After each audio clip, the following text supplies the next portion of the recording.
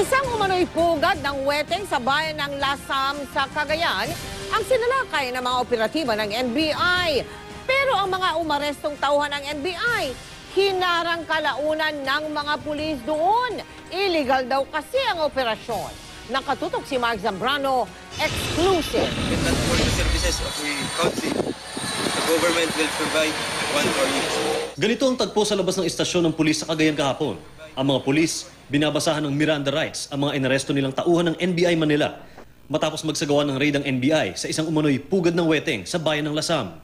Ayon sa mga taga-NBI, 13 umano'y kubrador ang kanilang naaresto sa raid, kabilang ang ama ng isa sa mga municipal councilor.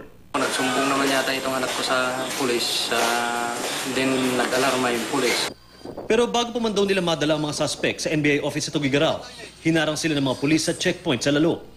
Inaresto ng mga pulis ang 8 investigador at ahente ng NBI sa ulat na may dinukot umano ang mga itong residente. I did not know that they are members of the NBI or they are NBI agents. What was reported to us in the police station are armed men.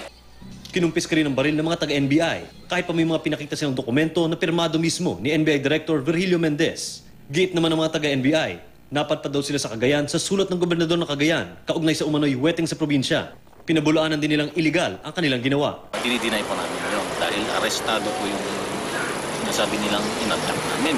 Yung full authority, dapat nirespeto naman nila yung presumption of regularity. Kasi kami mga law enforcement din, just like them. Kagabi, sinampahan ng reklamong unlawful arrest, violation of domicile, robbery and grave coercion ang mga taga-NBI. Pero agad pinawalang sala ng piskal ang mga kaso.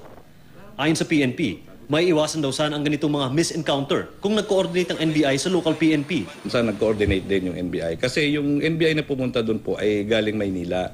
So no way naman na makikilala ng ating kapulisan yun. Kung ang nangyari sana ay nag-coordinate sila kahit vaguely.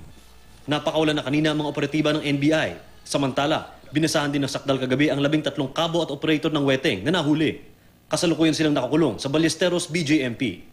Mark Zambrano, nakatutok, 24 oras.